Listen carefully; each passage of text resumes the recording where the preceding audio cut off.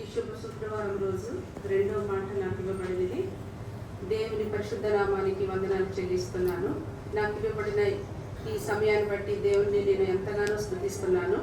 రెండవ మాట ద్వారా నేను మీతో కొన్ని విషయాలు పంచుకోవడానికి ఇష్టపడుతున్నాను. మన ప్రభు అయిన యేసుక్రీస్తు శిలువపై పలికిన రెండవ మాట మనం ధ్యానించబోతున్నాము. లూకా సువార్త 23వ అధ్యాయము 43వ వచనంలో ఇలా వ్రాయబడి ఉంది: నేడు నీవు నాతో కూడా పరదేశులో ఉండు అని నిశ్చయముగా నీతో చెప్పుచున్నాను. ఈ మాటలు యేసుక్రీస్తు తనతో పాటు శిలువ వేయబడిన కుడివైపు ఉన్న దొంగతో చెప్పినవి. ఈ సంఘటనలో ఎంతో లోతైన మరి సత్యాలు దాగి ఉన్నట్టుగా మనం ఇక్కడ చూస్తున్నాము. ప్రభు అయిన యేసుక్రీస్తు శిలువ వేయబడినప్పుడు మరి ఇద్దరు దొంగలు కూడా మరి అతనితో పాటు శిలువ వేయబడింది. యేసు ప్రభునకు కుడివైపున ఒకడు, మరి ఎడమ వైపున మరొక దొంగ ఉన్నట్లుగా మనం ఇక్కడ చూస్తున్నాము. కుడివైపున ఉన్న వారి పేరు డెస్మాస్ అని పిలువబడుతున్నాడు, మరి ఎడమవైపున ఉన్న వారి పేరు గెస్టాస్ అని పిలువబడుతున్నాడు. అయితే మరి వీరిద్దరూ దొంగలు, భయంకరమైన హత్యలు, దోపిడీలు, నేరాలు చేసిన మరి క్రిమినల్స్గా మనం పేర్కొంటున్నాము. ఇంగ్లీష్ బైబిల్లో వీళ్ళని క్రిమినల్స్ అని చెప్పి అంటున్నారు. అయితే మరి ఆ రోజుల్లో రోమా సామ్రాజ్యంలో గొప్పవారు తప్పు చేస్తేనంట మరణశిక్ష వేసేవాళ్ళంట. అయితే మరి దేవుని సేవకులు పిల్లలు కానీ, యాజకులు పిల్లలు కానీ తప్పు చేస్తే వాళ్ళను అగ్నితో కాల్చి చంపేవారంట. అయితే మరి సామాన్యులు తప్పు చేస్తే రాళ్లతో కొట్టి చంపేవారంట. మరి ఘోర పాపులు, అధములు తప్పు చేస్తే శిలువ మరణానికి అప్పగించేవారంట. మరి అన్నిటికంటే కష్టమైనది శిలువ మరణమే. అయితే యేసు ప్రభుని ఒక అధముడుగా, ఘోర పాపిగా రోమన్స్ చిత్రీకరించి మరి ఆయనకి శిలువ మరణానికి అప్పగించినట్టుగా మనం ఇక్కడ చూస్తూ ఉన్నాము. అయితే యేసు ప్రభు ఏమై ఉన్నాడు? 100% దేవుడై ఉన్నాడు, ఒక గాడ్. అయితే యాజ్ వెల్ యాజ్ 100% ఒక హ్యూమన్ బీయింగ్గా కూడా మరి ఈ భూమి మీదకి వచ్చి ఉన్నాడు. అదేవిధంగా Jesus came out of virgin womb and Jesus went out of empty tomb. అయితే మరి దేవుడు, Jesus is the only God who has documentary evidences for his birth and death. అయితే యేసు ప్రభు ఒక్కరికే మరి ఆయన జన్మదినం గురించి కానీ, మరణ దినం గురించి కానీ మరి డాక్యుమెంటరీ ఎవిడెన్సెస్తో సహా మరి ఇక్కడ మనం చూస్తున్నాము. Jesus divided the entire history into 2 parts. ఏమని అంటే బీసీ అండ్ ఏడి. మరి BC stands for before Christ, AD stands for అన్నో డొమిని. అయితే in the year of the lord Jesus Christ. అయితే మరి ఆఫ్టర్ డెత్ అని కూడా మరి చాలా మంది పిలుస్తూ ఉంటారు. మరి ఆ ఆధిక్యత యేసు ప్రభు ఒక్కరికే ఉంది. ప్రపంచంలో ఎన్నో కోట్ల మంది దేవుళ్ళు ఉన్నారు, ఏ దేవునికి లేని గొప్పతనం మన ప్రభు ఒక్కరికే ఉంది. ప్రపంచంలో సుమారుగా మరి 1000 కోట్ల మంది దాకా మరి జనం ఉన్నట్లుగా అంచనా వేస్తున్నారు. కానీ వారు తారీఖు వేశారంటే మరి యేసు ప్రభు పుట్టి ఇన్ని రోజులైందని చెప్పి ఒప్పుకోవాలి. అది మన యేసయ్య యొక్క గొప్పతనం. మరి ఇంత గొప్ప మన యేసయ్య శిలువ మీద దీనంగా వేలాడుతూ ఉన్నారు. ఆల్రెడీ మన ఉపోద్ఘాతంలో పాస్టర్ గారు ఎలాంటి సిచ్యువేషన్లో ఉన్నారో జీసస్ క్రైస్ట్ చెప్పి ఉన్నారు. అయితే మరి ఈ ఇద్దరు దొంగలు కూడా ప్రభుతో పాటు శిలువ మీద ఉన్నారు. అయితే ఈజ్ దేర్ ఎనీ కంపారిజన్? మరి వీళ్ళకి మరి కంపారిజన్ ఎక్కడైనా మనం చూడగలుగుతున్నామా? మరి ఈ దొంగల విషయానికి వస్తే birds of the same feather flock together. మరి వీళ్ళకి సిమిలర్ క్యారెక్టర్స్ కానీ, సిమిలర్ పర్సనాలిటీస్ కానీ వీళ్ళిద్దరు దొంగల్లో చూస్తాము. అయితే మన యేసయ్య విషయానికి వస్తే ఆయన మనలో రక్షించడానికి మరి దివి నుండి భూమికి ఎగినారు, మన కొరకు తన ప్రాణాన్ని పెట్టడానికి వచ్చారు. అసలు దొంగలకి మన ప్రభుకి ఏ మాత్రము పొంతన లేనే లేదు. అయితే మరి ఈ దొంగలుగా పిలువబడుతున్న క్రిమినల్స్ ఏం చేస్తారంటే సమాజానికి హాని చేసేవాళ్ళుగా ఉన్నారు. కానీ మన యేసయ్య మరి లోక రక్షకుడుగా మరి జన్మించాడు. ఇలాంటి మన యేసయ్య హీనాతిహీనంగా మరి హింసింపబడుతున్నాడు. మరి he experience the greatest humiliation.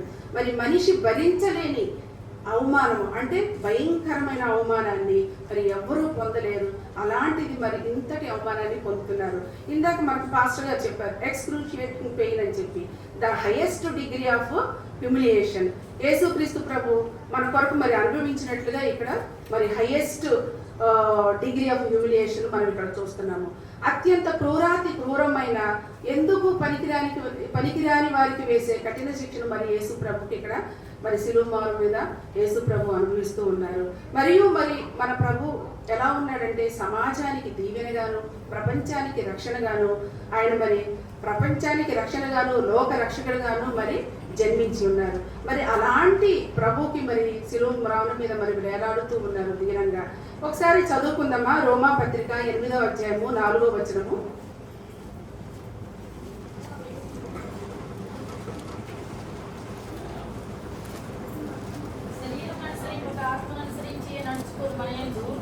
ధర్మశాస్త్ర సంబంధమైన నీతి విధి నెరవేర్చబడవలనని పాప పరిహారం నిమిత్తము దేవుడు తమ సొంత కుమారుని పాప శరీరాకారముతో పంపి ఆయన శరీరమందు పాపములకు శిక్ష విధించెను. అయితే దీన్ని బట్టి మనకేం అర్థమవుతుందంటే దేవాతి దేవుడైన యెహోవా యేసుక్రీస్తు వారిని భూమి మీదకి పంపించి ప్రపంచ మానవాళిని రక్షించడానికి మరి సిలువ మరణానికి అప్పగించినట్లుగా చూస్తున్నాము. అయితే ప్రభు పక్కనే మరి ఈ దొంగలు ఇద్దరు కూడా ఉన్నారు. మరి ఇద్దరు 2 men విత్ డిఫరెంట్ యాటిట్యూడ్స్. మరి they both were with Jesus, they both were criminals, they both had different mind sets, they both had different opinions about Jesus Christ. అయితే ఇక్కడ మనము ఎడమవైపునున్న దొంగ గురించి చూద్దాము. గెస్టాస్ ప్రభుని ఎట్లా అవహేళన చేస్తున్నాడు. లూకా సువార్త 23వ అధ్యాయము 39వ వచనం.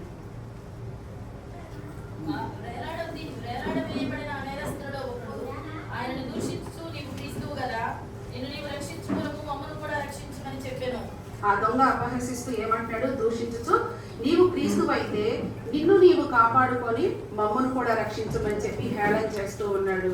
అయితే రెండో వాడు ఏమంటున్నాడో చూద్దామా. లూకా సువార్త 23వ అధ్యాయము 40-41 వచనాలు. అయితే రెండో వాడు వారిని గద్దించి, నీవు అదే శిక్షా విధిలో ఉన్నావు కనుక దేవునికి భయపడవా?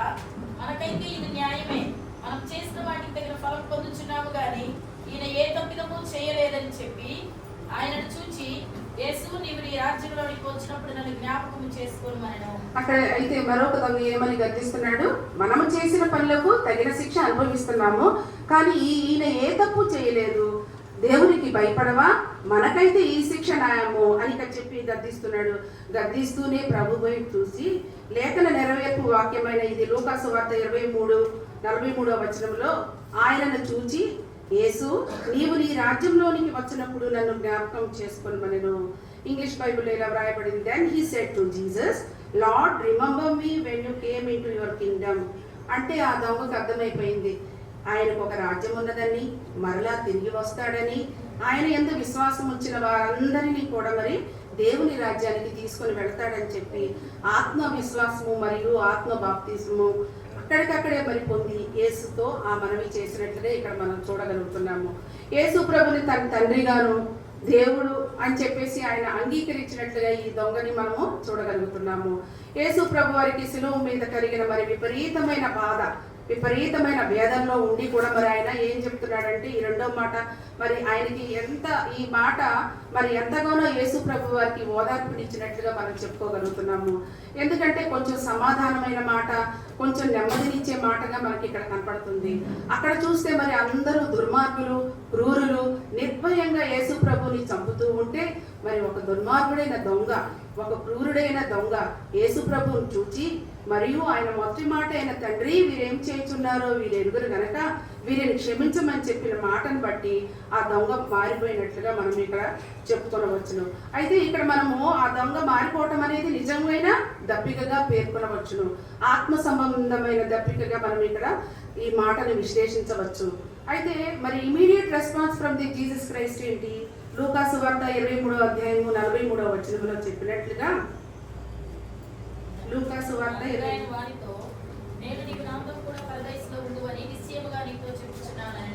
అయితే నేడు నీవు నాతో కూడా పరదైసులో ఉండువని నిశ్చయముగా నీతో చెప్పుచున్నాను. He said today you will be with me in paradise. యేసు సిలువపై మహాభయంకరమైన శ్రమలో ఉన్నా కూడా మరి ఒక పాపి పశ్చాత్తాపంతో మరి వేడుకునుచున్న దీన స్వరాన్ని వింటున్నాడు. అయితే ఇక్కడ ఒక విషయం చెప్పుకోవచ్చు, మరి ఇద్దరు దొంగలు అక్కడ ఉన్నారు. They are blessed in one way. యేసయ్యతో మాట్లాడే అవకాశం ఇద్దరికీ వచ్చింది కానీ మరి ఇద్దరు ఉపయోగించుకున్నారా? ఉపయోగించుకోలేదు. ఒక దొంగ అయితే ఆపర్చునిటీని యూటిలైజ్ చేసుకున్నాడు, మరొక దొంగ అయితే మరి ఆపర్చునిటీని మిస్యూజ్ చేసుకున్నట్టుగా ఇక్కడ గమనించవచ్చు. అయితే మనం ఇంకా మనం గమనిస్తే ఇద్దరు మాట్లాడారు యేసయ్యతోటి, ఇద్దరు చూశారు యేసయ్యను, కానీ ఇద్దరికి ఉన్నవి అభిప్రాయాలు యేసయ్య గురించి. కానీ ఇద్దరూ స్పందించారు. ఎలా స్పందించారు? కానీ ఒక దొంగ తన జీవితంలో దేవుడు ఇచ్చిన అవకాశాన్ని సద్వినియోగపరుచుకున్నాడు, మరి మరొక దొంగ అవకాశాన్ని జారువిడ్చుకున్నట్లుగా ఇక్కడ మనం చూడగలుగుతున్నాము. Their last opportunity became a blessed opportunity for one criminal, but for the other criminal, the last opportunity became a lost opportunity. చివరి అవకాశాన్ని పోగొట్టుకున్నట్లుగా ఇక్కడ మనం చూస్తున్నాము. అయితే మరి ఒక దొంగ జీవితాన్ని మరి అతని జీవితాన్ని మలుపు తిప్పిన మరి నిత్యత్వము భవిష్యత్తు అవన్నీ చూసుకొని అతను మలుచుకుంటే ఆ ఆపర్చునిటీని మరి ఇరువురు దొంగలు ఆయనతో సిలువబెట్టారు. ఇరువురికి మరి ఇలాంటి తరుణమే దొరికింది. కానీ మరి పక్కనే ఉన్నారు ఇద్దరు, ముగ్గురికి మరి మాటలు వినపడుతున్నాయి, ఒకరి మాటలు ఒకళ్ళు. కానీ మరి ఇద్దరిలో మరి ఒకడు తృణీకరించాడు, ఒకడేమో మరి మార్పు చెందినట్లుగా ఇక్కడ మనం చూడగలుగుతున్నాము. అయితే రెండవ దొంగ మరి తరుణాన్ని తృణీకరించాడు, నశించిపోయాడు. ఇక్కడ మనం చూడవచ్చు మార్పు చెందిన దొంగ యేసయ్యలోని యేసయ్య గురించి ఏం సాక్ష్యం ఇచ్చాడంటే, ఎలాంటి సాక్ష్యం ఇచ్చాడంటే మరి యేసయ్యతో కొద్ది సమయమే గడిపాడు. కొద్ది సమయంలో దొరికిన సహవాసంలో మరి ఆయన గొప్ప సాక్ష్యాన్ని చెప్పినట్లుగా ఇక్కడ చూడగలము. ఈ దొంగ యేసు ప్రభుని ఇంతకు ముందు ఎప్పుడైనా చూశాడా? చూడలేదు కదా. మరి ఎప్పుడైనా ఆయన ద్వారా స్వస్థత పొందాడా? పొందలేదు. మరి ఎప్పుడైనా ఆయన ఉపదేశాలు కానీ సందేశాలు కానీ విన్నాడా? వినలేదు. అయినప్పటికీ మరి ఆయన ఏమి అసలు యేసు ప్రభు అంటేనే తెలియదు. అదీగాక మరి అందరూ అనగా శాస్త్రులు, పరిసయ్యులు, పెద్దలు, యూదులు, రోమన్స్ అందరూ ఏకగ్రీవంగా మరి ప్రభు మీద నేరాలు మోపుచూ కేకలు వేయించు మరి గేలి చేయించు ఉండగా మరి వారి మాటలకు విరుద్ధంగా ఏమంటున్నాడు ఈ దొంగ? ఏమంటున్నాడంటే ఈయన ఏ తప్పిదము చేయలేదని, ఈయనకి రాజ్యం ఉన్నదని, ఆయన మరలా వచ్చి ఆయన యందు విశ్వాసం ఉంచిన వారందరినీ తీసుకొని వెళతాడని, మరి అదే విధంగా మరి అందరూ వినేటట్లుగా మరి మాట్లాడుతున్నాడు. మరి ఎంత ధైర్య సాహసాలతో కూడిన సాక్ష్యమో కదా. మరి ప్రియ సంగమా, ఆ దొంగ ప్రభువుని మరి మొదటి మాట అయిన తండ్రి వీరేం చేయుచున్నారో వీరెరుగురు, వీరిని క్షమించమనే క్షమాపణ మాట మాట్లాడి మౌనంగా ఉన్నట్టు ప్రభువుని అబ్జర్వ్ చేశాడు. అయితే ప్రభు చేసిన ఈ విజ్ఞాపన ప్రార్థన మరి అతనిలో మార్పును కలుగు చేసినట్లుగా చూడగలుగుతున్నాము. అయితే మనము ఈ దొంగలో కొన్ని లక్షణాలు చూద్దాము. 5 లక్షణాలు. రిపెంటెన్స్, పశ్చాత్తాపం యొక్క మహిమను చూశాడు. ఆ దొంగ జీవితం అంతా తప్పు మార్గంలో నడిచాడు. మరి అసలు యేసు ప్రభు అంటేనే తెలియదు. అతను దొంగతనాలు చేసి చివరకు శిక్షకు గురయ్యాడు. కానీ చివరి క్షణంలో అతని హృదయం మారినట్లుగా చూస్తున్నాము. మరి అతను తన పాపాలను ఒప్పుకున్నాడు.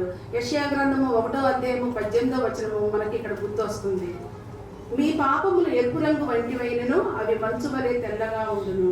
అయితే మరి అలాగే 1వ యోహాను 1:9లో చెప్పబడింది, మనము మన పాపములను ఒప్పుకొని ఎడల ఆయన నమ్మదగిన వాడును నీతిమంతుడును గనుక మన పాపములను క్షమించి సమస్త దుర్నీతి నుండి మనలను పవిత్రులుగా చేయను. అయితే మరి రిపెంటెన్స్, పశ్చాత్తాపం యొక్క మహిమను చూశాడు. అదేవిధంగా ఫెయిత్, విశ్వాసం యొక్క శక్తిని చూస్తున్నాడు. ఆ దొంగ యేసును కేవలం ఒక మనిషిగా చూడలేదు, అతను యేసుని ఒక రాజుగా గుర్తించాడు. నీ రాజ్యంలోకి వచ్చినప్పుడు అని చెప్పడం ద్వారా అతను యేసు దేవుని రాజ్యానికి వారసుడని చెప్పి, దేవుని రాజ్యానికి అధిపతి అని చెప్పి ఒప్పుకుంటున్నాడు. అదేవిధంగా ఎఫెసీయులకి 2వ అధ్యాయము 8-9 వచనాల్లో ఇలా ఉంది, చదువుతారా? ఎఫెసీయులకు రాసిన పత్రిక 2వ అధ్యాయము 8-9లో ఇలా ఉంది.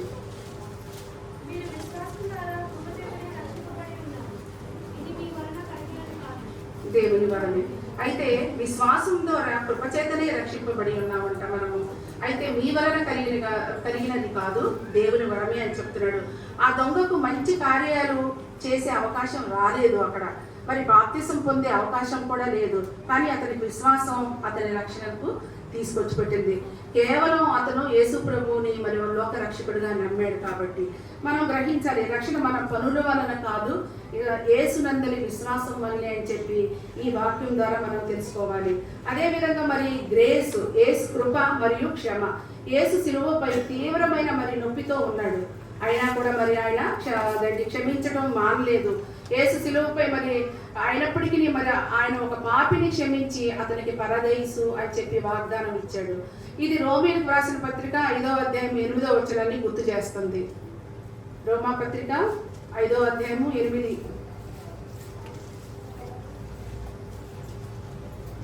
అయితే దేవుడు మన ఎడల తన ప్రేమను వెల్లడిపరుచుచున్నాడు. ఎట్లనగా మనం ఇంకనూ పాపులమై ఉండగానే క్రీస్తు మన కొరకు చనిపోయెను. దాని చేత దేవుడు మన మీద తన ప్రేమను ప్రకటించుచున్నాడు. ఈ విధంగా మరి ఆయన మరి అంత సిలువలో బాధలో ఉండి కూడా మరి ఆయన మన మీద ఆయన కృప మరియు క్షమాపణ దయచేస్తున్నాడు. అదేవిధంగా మరి అష్యూరెన్స్ ఆఫ్ సాల్వేషన్, రక్షణ యొక్క నిశ్చయతను చూస్తున్నాము. ప్రభు నేడు అని అన్నాడు మరి ఆ దొంగతోటి. మరి రేపు కాదు, ఎప్పుడో కాదు, నేడు. ఇది తక్షణ రక్షణను సూచిస్తుంది. అదేవిధంగా 2 కొరింథీ 6:2 ఇలా ఉంది, ఇదిగో ఇప్పుడే అనుకూలమైన సమయము, ఇదిగో ఇప్పుడే రక్షణ దినము. కనుక మనం యేసయ్యను ఈ రోజే స్వీకరిస్తే రక్షణ మనదే అవుతుంది. అదేవిధంగా ట్రాన్స్ఫార్మ్డ్ హార్ట్, ఏది ఈ దొంగలో మనము మార్పు చెందిన హృదయాన్ని చూస్తాము. 2 దొంగలు యేసును అపహసించారు. ఎక్కడ చూద్దామంటే మత్తయి సువార్త 27వ అధ్యాయము 44వ వచనంలో మొట్టమొదటిగా 2 దొంగలు అపహసించారు. మత్తయి సువార్త 27:44. ఆయనతో కూడా సిలువపై వేయబడిన బందిపోటు దొంగలను అలాగే ఆయనను నిందించి. అయితే ఇక్కడ 2 దొంగలు మరి ఆయన ఫస్ట్ అపహసించారంట. కానీ మరి కొంతసేపటికి ఒక దొంగ మారిపోయాడు. ఇది దేవుని కృప. మరి మన హృదయాన్ని ఎంత త్వరగా మార్చాలో అది దేవుని యొక్క చిత్తమై ఉన్నది. అదేవిధంగా మనం ఉదాహరణగా మనం ఏం చెప్పుకోవచ్చు అంటే జక్కయ్యని చూస్తాము. లోకాసువార్త 19వ అధ్యాయము 1-10 వచనాలు చూసినట్లయితే అతను పాపి అయినప్పటికీ మరి దేవుని చూడాలనే కోరిక కలిగింది. ఆ కోరికను దేవుడు గ్రహించి మరి అతని జీవితాన్ని పూర్తిగా మార్చినట్లుగా మనం చూస్తున్నాము.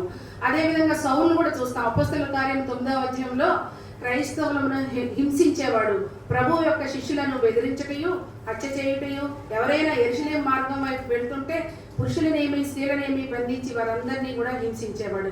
మరి అలాంటి సౌలును కూడా మరి మన ప్రభు ఏం చేశాడు? పౌలుగా మార్చాడు. సౌలు పౌలుగా మారి గొప్ప అపోస్తులుడైనట్టుగా మనము చదువుకునే ఉన్నాము. 14 పత్రికలు రాశాడంటే మామూలు విషయమే కాదు. సౌలును మరి పౌలుగా మార్చి దేవుడు ఎలా వాడుకున్నాడో ఇక్కడ మనకు అర్థమవుతుంది. అదేవిధంగా మాకు చిన్నప్పుడు సండే స్కూల్లో ఒక పాట పాడించేవాళ్ళు. ఎవరికైనా వస్తే పాడండి నాతో పాటు. The lame man sat by the road and he cried. The lame man sat by the road and he cried. He cried, oh, show me the way, show me the way